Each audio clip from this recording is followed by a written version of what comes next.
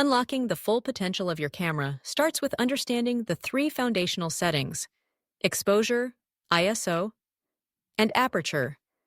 These elements are the backbone of every photograph, working together to control how much light reaches your camera's sensor and, ultimately, how your image turns out.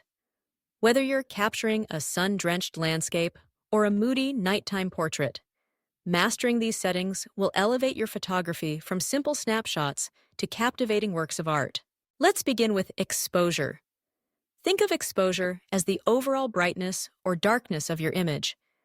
It's the result of how much light your camera's sensor collects during a shot. Too much light, and your image will look washed out, losing the delicate details in the highlights. Too little, and shadows consume your picture, hiding important elements. Achieving the right exposure is like finding the perfect balance.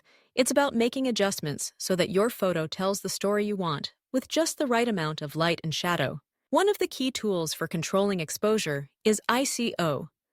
ISO measures your camera sensor's sensitivity to light.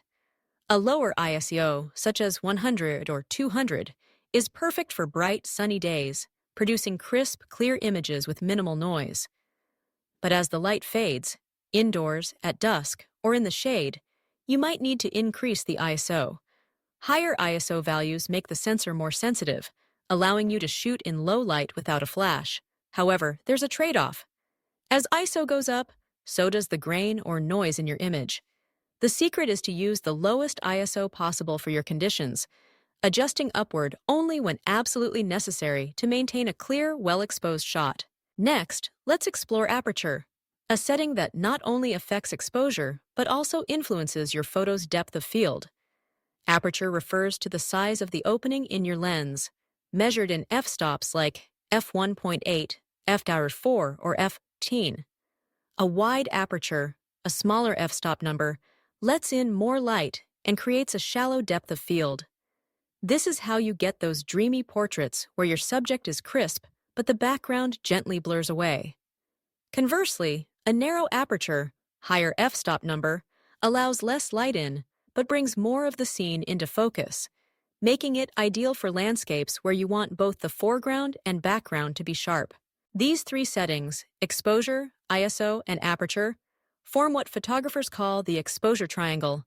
Changing one usually requires adjusting the others to keep your image balanced. For example, if you open your aperture to blur the background and let in more light, you might need to use a faster shutter speed or lower ISO to avoid overexposing the image.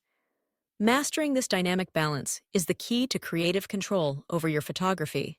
As you practice, start by experimenting with each setting individually. Take a series of photos at different exposures, then switch to testing various ISO levels in changing light. Try adjusting the aperture and observe how the focus changes from foreground to background.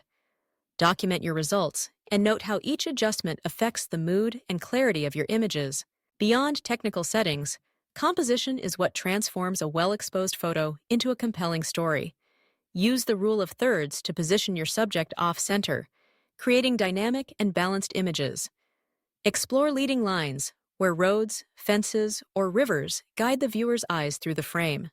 Practice framing your subject with natural elements like arches or branches to add context and depth. Photography is a journey of learning and experimentation.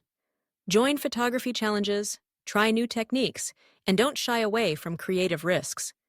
Share your progress with fellow enthusiasts, seek feedback, and keep pushing your boundaries.